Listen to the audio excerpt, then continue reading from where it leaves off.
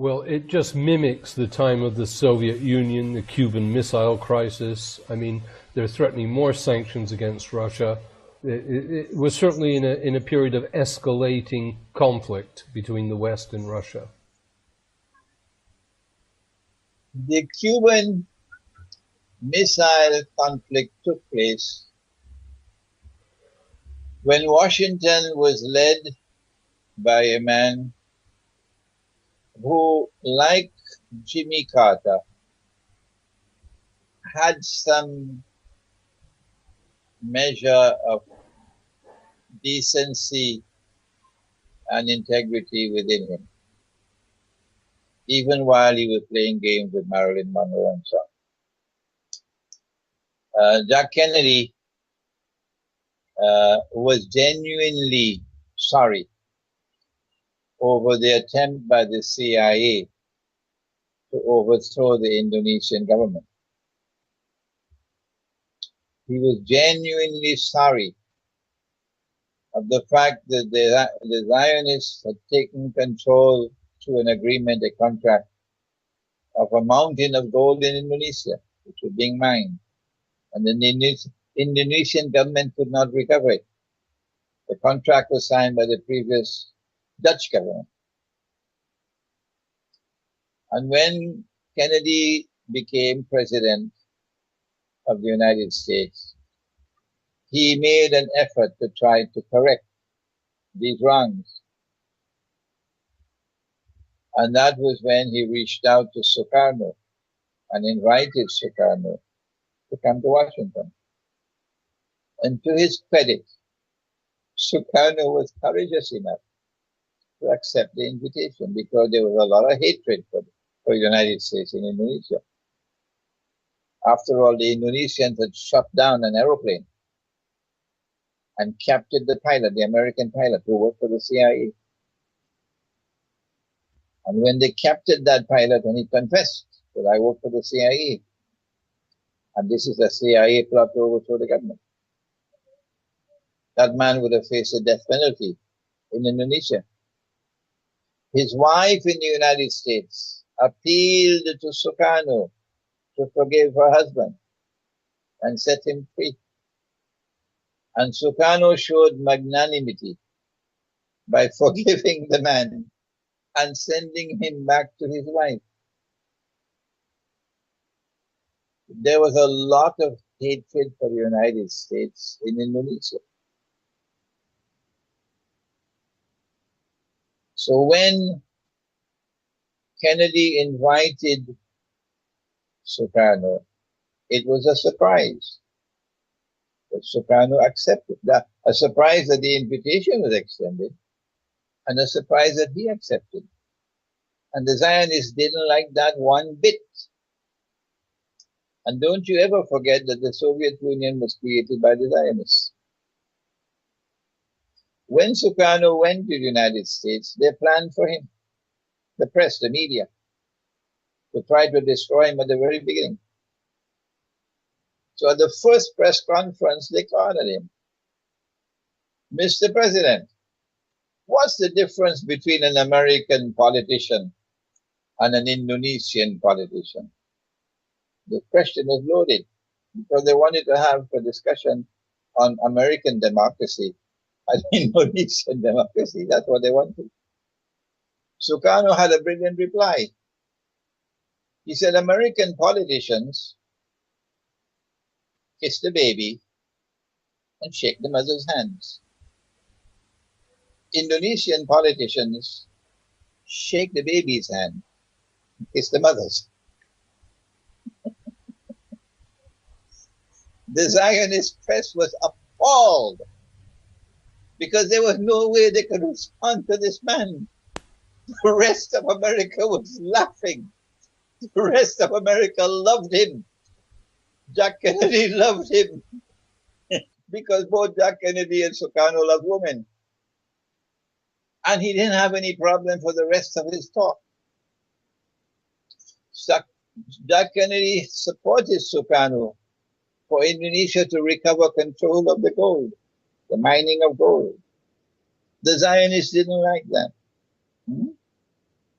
And so when Kennedy was assassinated, and thank Allah that we now have a confession from Jackie Kennedy herself, Jacqueline Kennedy, that she says, I suspect Lyndon Johnson to be the man who was a part and parcel of the assassination of my husband. She just said that. It just came out. As soon as Kennedy was assassinated, what's the first thing that Johnson did?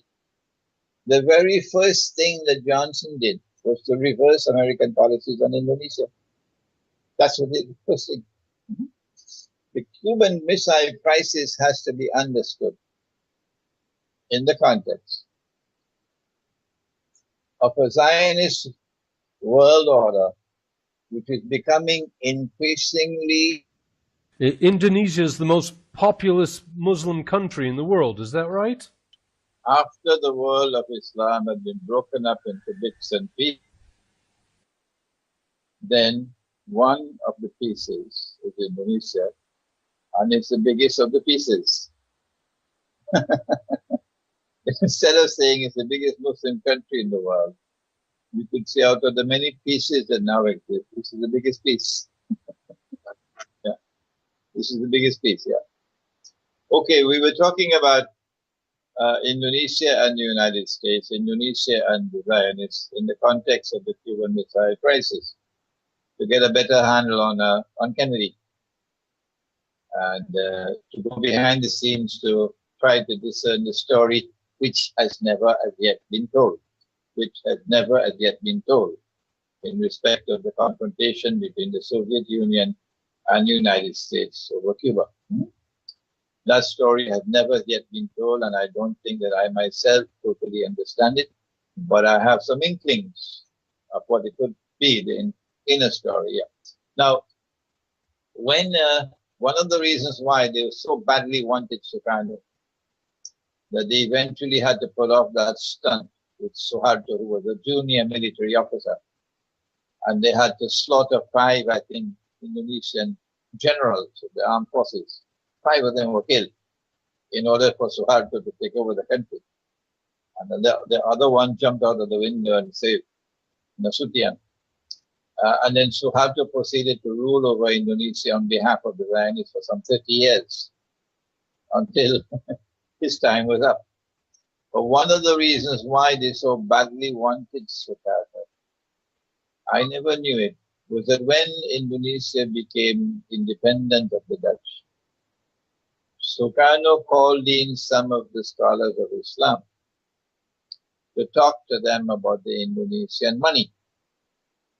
And after he heard what the scholars of Islam had to say, he offered a proposal, suggestion, that the Indonesian rupiah in paper would function essentially as a promissory note, as a check, and it would be redeemable in gold at the rate of 20 Indonesian rupiah, being equivalent to 2 ounces of gold, or 2 ounces of gold, probably. A scholar, an Indonesian scholar, wrote a book on the gold dinar and the silver dirham in the context of Indonesia. And in that book, he documented this information from direct sources, that this was what Sukarno wanted. But this is not what the Zionists wanted. No. They wanted a monetary system that could be disengaged from gold.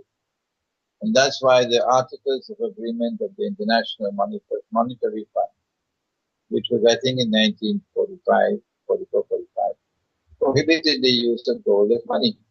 Yeah. So this is yet one more reason why the Zionists and the CIA were gunning for Sukarno and Indonesia. Now, what is the untold story behind the Cuban Missile Crisis? I am sure one day it will come out. But I'm sure that what we know of as the official story of 2 combatants who are in mortal combat with each other, and it could have come about to a nuclear war. That could have happened, a nuclear war. I believe, Maurice, that there's more to it than meet the eye.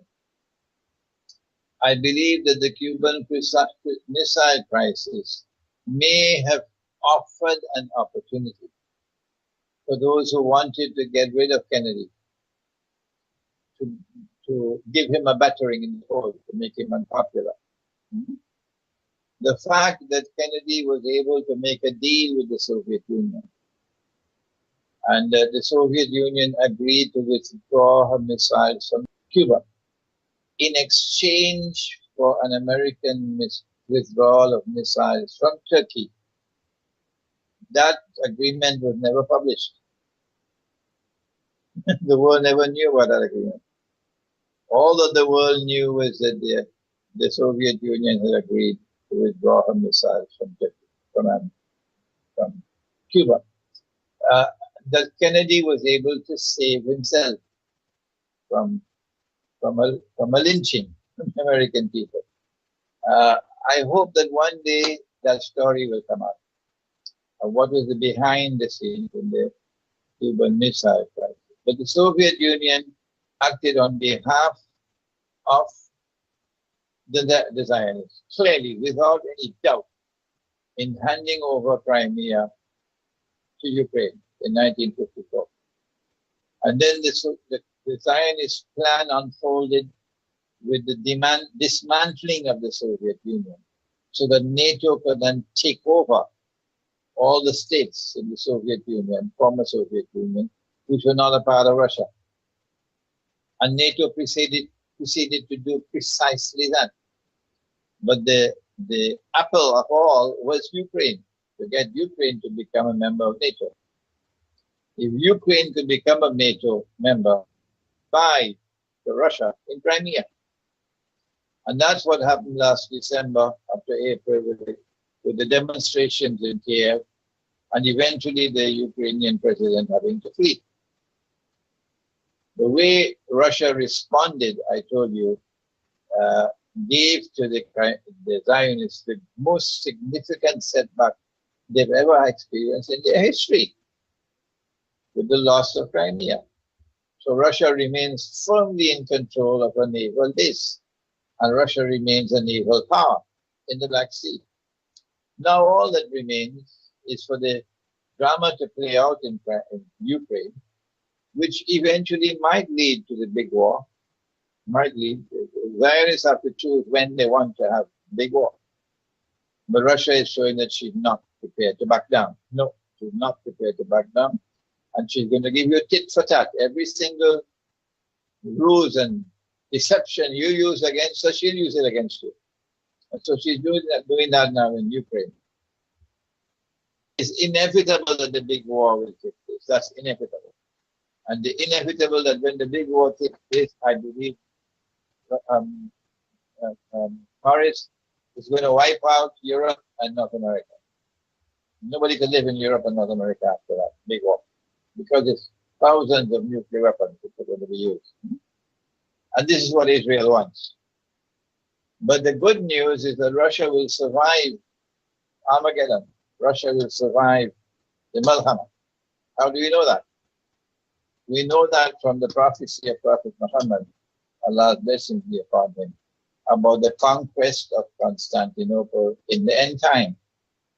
And both Christian eschatology and Islamic eschatology speak with one voice on this issue of the conquest of Constantinople in the end time.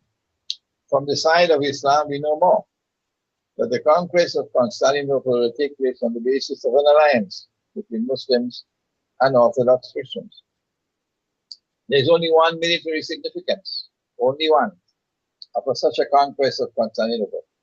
It'll break the back of NATO in Constantinople, and therefore release the Bosphorus from the control of the Zionists. And the release of the Bosphorus from the control of the Zionists has only one military implication. That's of significance. And that is that the Russian Navy can now pass through the Bosphorus. So when we read, we realize that Russia is going to survive this big war, and the Russian Navy will still survive. Wars will not be fought after the nuclear war with anything in the sky. No. After the big war, the wars are going to be fought on the land and on the sea. And Russia will remain a naval power. And that navy, the Russian navy, is going to threaten Israel.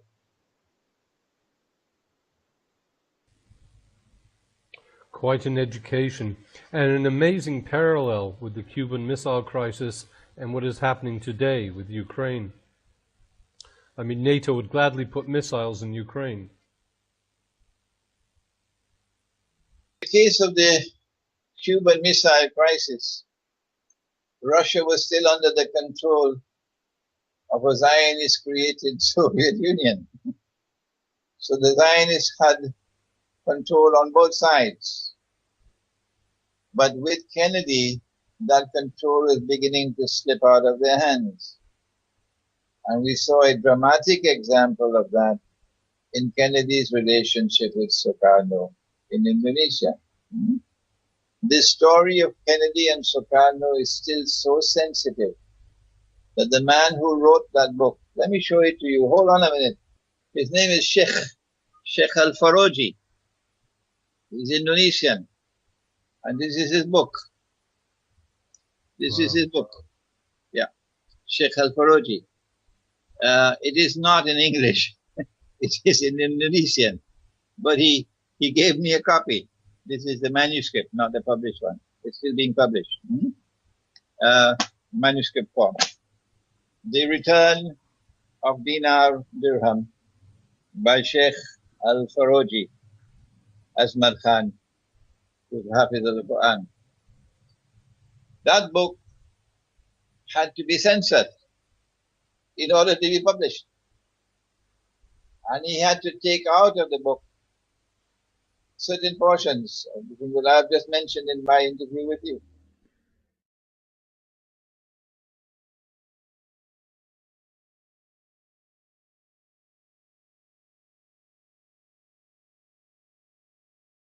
To understand, if I say ilmu akhiru zaman, eschatology is a big word. Our topic today is that Islamic eschatology is the key to understanding the modern strategic, political, economic, and monetary reality of the world. There are dots, D-O-T-S,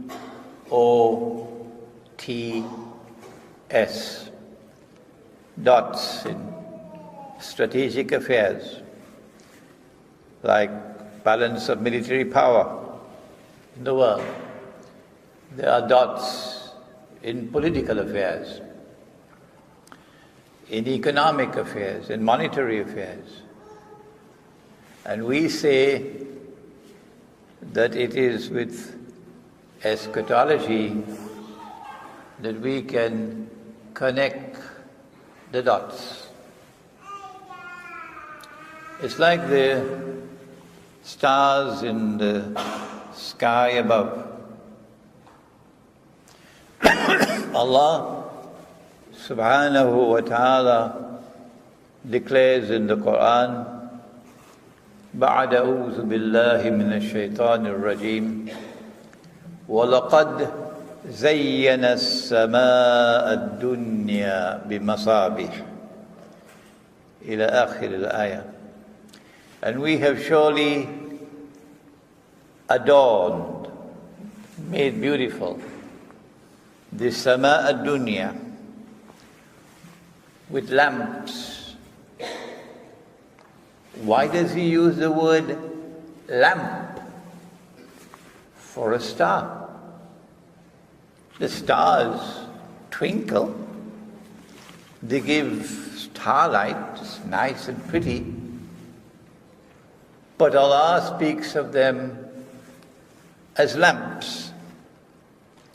And nothing happens in the Quran by accident. There must be a reason why He has described the stars in the sky as lamps. For the untrained eye, the one who simply goes to work in the morning facing morning traffic, and then come back home in the evening facing evening traffic, and then has biryani for dinner, and sits down and watches television until it's time for sleep. For him, they will always remain just stars which are twinkling, nothing more. It's pretty, that's all. They'll never become lamps. But for the astronomer, for the one who is sailing a ship in the ocean and wants to know in which direction he must travel, Allah has put the stars up in the sky for a purpose, that they might function as lamps. A lamp gives you light with which to see, so you can know in which direction to walk or to travel. But in order for the lamps, in order for the stars to function as lamps, you've got to learn how to connect the dots. How are the stars connected to each other? And that requires effort. It requires study. It requires dedication. It requires sacrifice. Something which is in short supply today, because so many other things are there to take up our time. But we are here today at Yayasan Restu with the hope that we might touch your hearts, and that you would now recognize the verses of the Quran to be like the stars in the sky. And that when once you learn to recognize each verse of the Quran as a lamp, and you learn to connect them together, then Islamic eschatology will explain to you what's happening in the world today in terms of strategic affairs. Why is Russia being targeted now? Is this something which has just started with Ukraine? Or have they been planning for Russia for a long, long time now? What's happening in the world of politics? Is it by accident that the world is moving in the direction of submitting to one world government? Is this the end of the ummah of Muhammad alayhi salatu wasalam? What a shame, what a disgrace that the ummah of Muhammad alayhi salatu wasalam, the world of Islam, about which Allah says, بَعْدَ أَعُوذُ بِاللَّهِ مِنَ الشَّيْطَانِ الرَّجِيمِ كُنْتُمْ خَيْرَ أُمَّةٍ أُخْرِجَتْ لِلنَّاسِ تَأْمُرُونَ بِالْمَعْرُوفِ وَتَنْهَوْنَ عَنِ الْمُنْكَرِ وَتُؤْمِنُونَ بِاللَّهِ. You are the best community raised for the sake of mankind, because you have a mission to stand up for what is right and just and virtuous, and to stand up against what is wrong and unjust and oppressive, and to do so based on faith in Allah. But now today, if you want to stand, you've got to get permission of the Security Council of the United Nations. If you want to stand up for or you want to stand up against, it's Washington who has to approve. What a shame, what a disgrace for the Ummah of Muhammad alayhi salatu wasalam. And when will someone stand up and say so?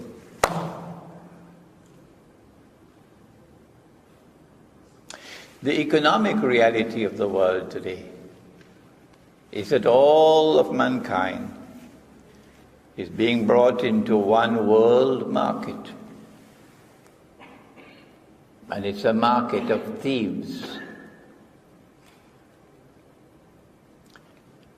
The Quraysh chose to wage economic war on Islam. And for 3 years, they imposed an economic boycott. Quraysh imposed, you must have heard the term, economic sanctions against Muslims. No one will buy from you, no one will sell to you. Did Islam ever respond to use trade as a weapon? Did Islam ever wage economic warfare, ever? Is there anything in the Quran, anything in the Sunnah, even remotely resembling economic warfare? No. Islam gave to the world a free and a fair market. A market which does not recognize any special privileges for a Muslim over a non-Muslim. All are equal in the market. A market in which we are allowed to conduct trade even with the enemy. Islam has never prohibited us from conducting trade with the enemy. All that Islam has prohibited is when you are at war, you may not trade in weapons of war. Today, those who control the world economy gleefully, lustfully seek to impose economic sanctions as part of a strategy to bring down those who resist their rule. And the latest is now they're taking on Russia with economic sanctions. We say to you, compared to what Islam has offered to the world, you belong to the garbage bin. Ours is a world in which there is no economic warfare. Ours is a world in which we do not use trade and business to wage war. Ours is a world in which there is free trade, even with the enemy. And Allah subhanahu wa ta'ala in the Quran has ordered us to conduct trade and business in such a way that there is mutual satisfaction. إِلَّا أَن تَكُونَ تِجَارَةً عَنْ تَرَادٍ مِّنْكُمْ. This is what Islam has offered. And look at the rubbish that you are offering now, with your latest threats to impose economic sanctions on Russia. Islam gave to the world money.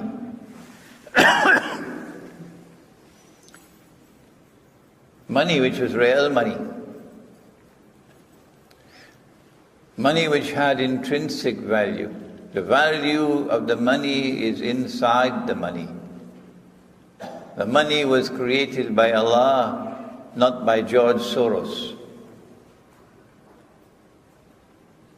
The value of the money can rise and fall based upon demand and supply in the market for gold and silver and so on. But these are natural forces, not artificial forces. Those who today control power in the world have taken the dinar and dirham out of the market, while our scholars of Islam, excuse my language, while our learned and distinguished scholars of Islam, our muftis, our maulanas, our sheikhs, our ustad, who are eating roti canai and drinking tetarik, they took the dinar and dirham out of the market. They have prohibited the use of dinar and dirham as money. They have made haram what Allah made halal. And anyone who knows even a little bit of the Quran would know that to make haram what Allah made halal, to prohibit what Allah has permitted, is an act of shirk. And please pronounce that word the way it is in the Quran. Don't change it in your Malay language. The word is shirk. One syllable, not two. Shirk. Why are we facing this reality today? Strategic, political, economic, monetary. From whence the banking system, which uses this new money. It used to be paper money once upon a time. It's not going to be paper for much longer. Paper is going. And beyond paper is going to be electronic money. You can't see, you can't touch. And those who have the intellectual acumen of donkeys would welcome. This is progress. It's a cashless world now. And so the banks can now lend an unlimited amount of money. There is no limit. The sky is the limit. Because you don't have to print the paper anymore. That's long time. You need a printing press, you need paper, you need ink, you need armored vehicles, you need security personnel to move it around. No more of that. Now you simply write a check for $7 trillion and send it to the Federal Reserve. That's all. And while these are eating their roti canai and drinking teh tarik, they're taking over the world. And when the bank has 1 ringgit, it can lend 10. They call it fractional reserve banking. But I call it, you're stealing it, you're thieves, legalized theft. What is it that explains this strategic, political, economic, monetary reality of the world today? It's not just political and economic and monetary. In the world of religion,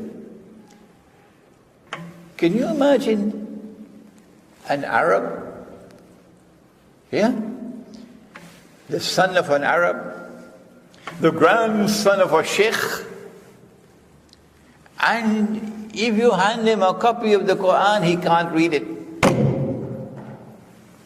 He can't read Arabic.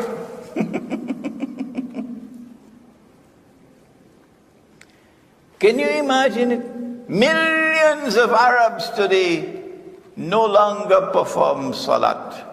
They have abandoned it. Can you imagine this?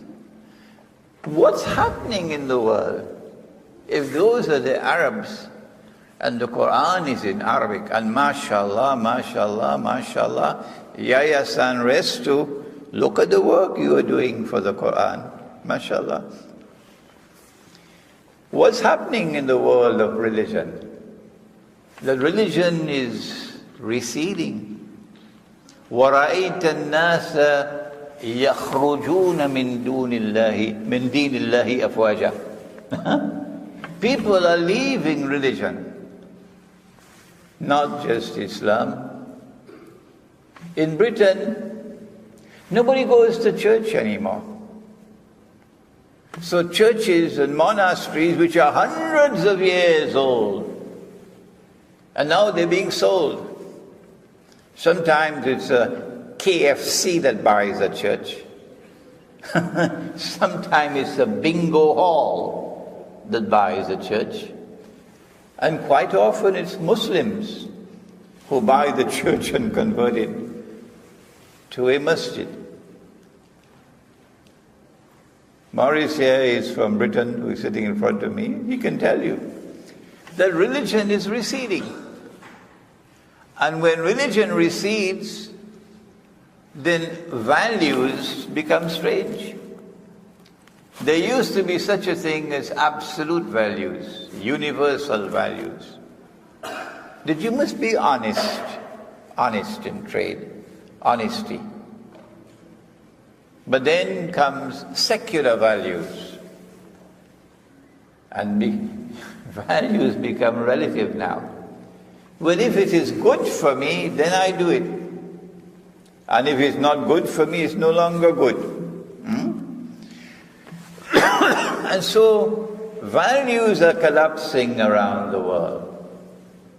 Is this happening by accident? Strange things are happening in the Holy Land, which are crying out for an explanation. And it seems to us as though the strategic reality of the world today is somehow related to the Holy Land. And so to the economic reality, so to the monetary reality and so on, connected to the Holy Land.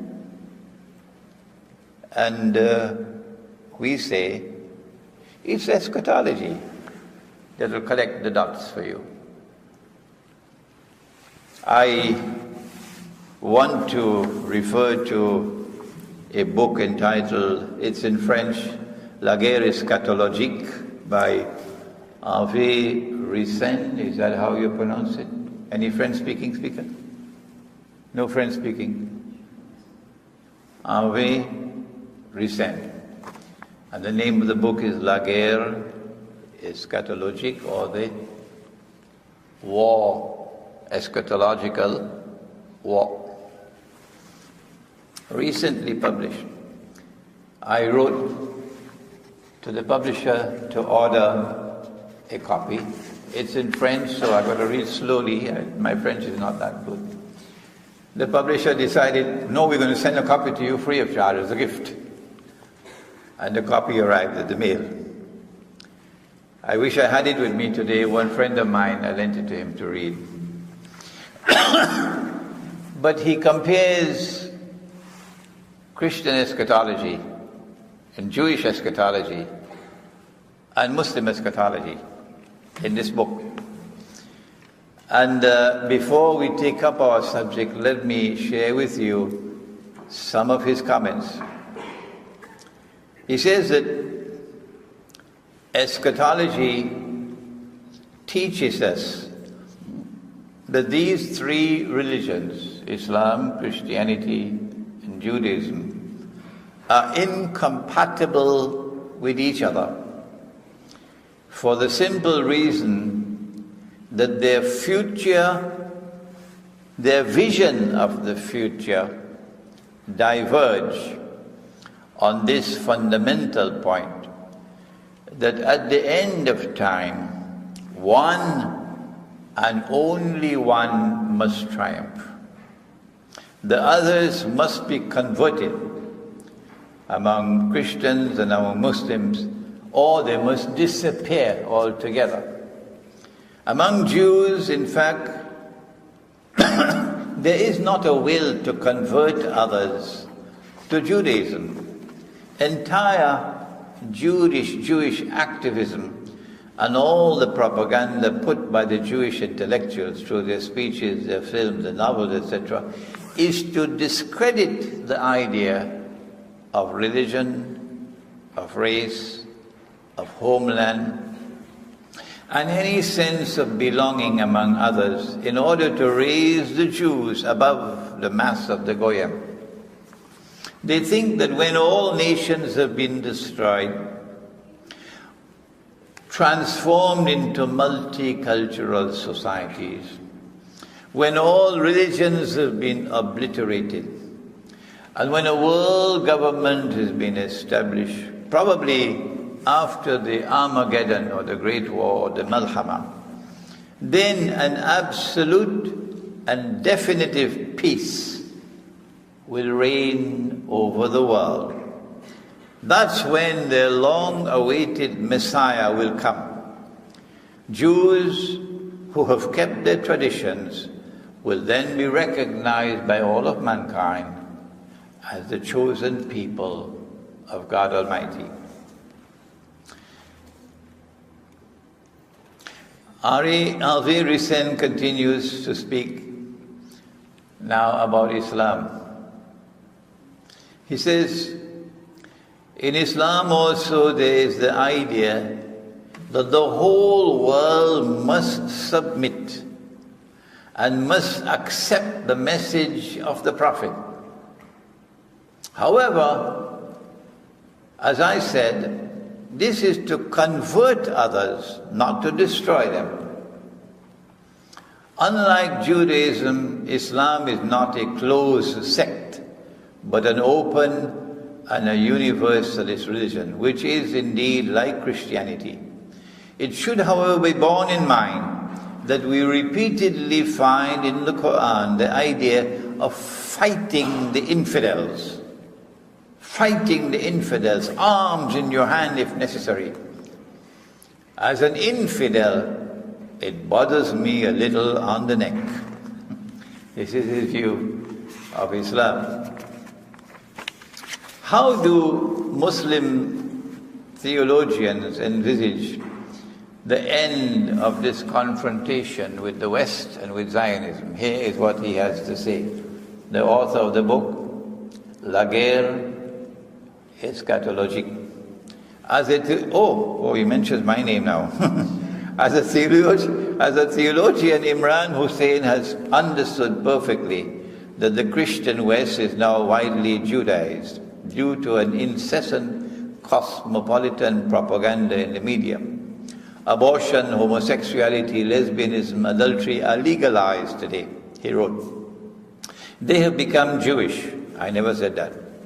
He rightly said of the Europeans. I never said that. Imran Hosein also strongly condemns the Western maneuvers in view of the establishment of a world government. For him, in any case, things are very clear. God punished the Jews for the first time with a Babylonian army. He punished them for the second time with a Roman army. And the third time, which is to come, he'll be punishing them with a Muslim army.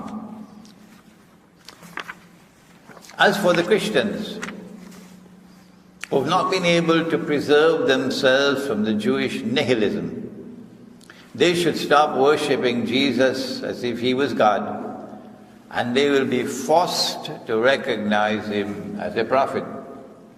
These are my views. We note here, he says, that there's a difference between the tone of the Muslims who recognize Jesus as a prophet and the Jews who in their Talmud insult Christ and believe that he's the son of a prostitute and a Roman soldier. In Muslim eschatology, Jesus is also sometimes referred to as the Mahdi.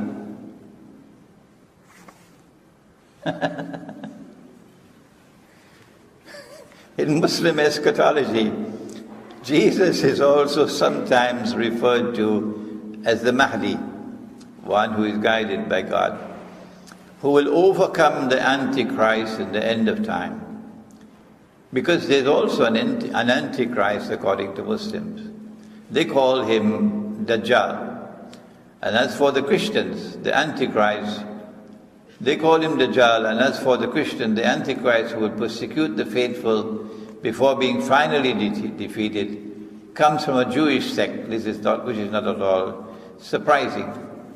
The main difference is that Muslims believe that at the end of time there will be an earthly triumph, as the Jews also believe. But Christians, including Catholics, have abandoned any idea of victory on earth. The Catholic eschatology is confused, to be honest. It is not motivating. As among Jews or among Shiite Muslims who are working to bring their Messiah, in rare texts one may believe in an evangelism of all nations.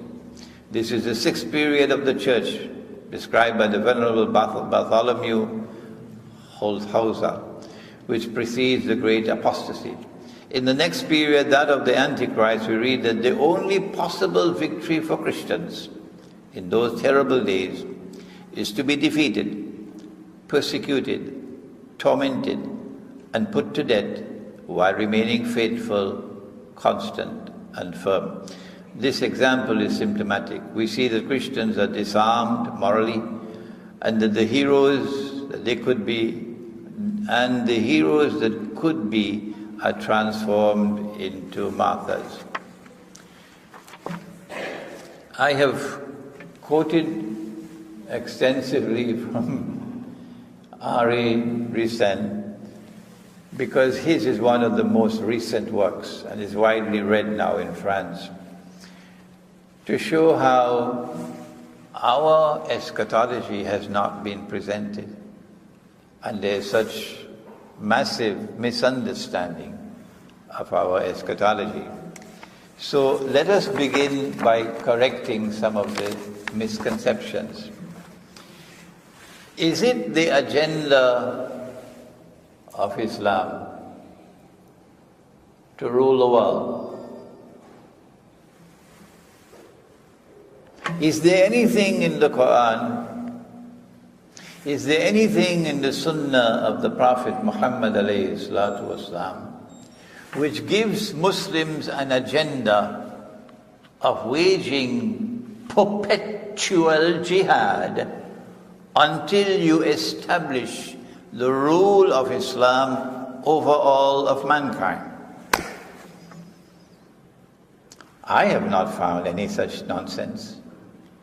I have not found any such nonsense in the Quran or in the Sunnah of the Prophet ﷺ. But you still have people with schoolboy methodology who will take one isolated verse and use that to build a theory. So let's leave the schoolboys. They're wasting our time. No, Islam does not have a mission to establish the rule of Islam over all of mankind. No. Well then, for what purpose do we wage war? Jihad in Islam, based on the Quran,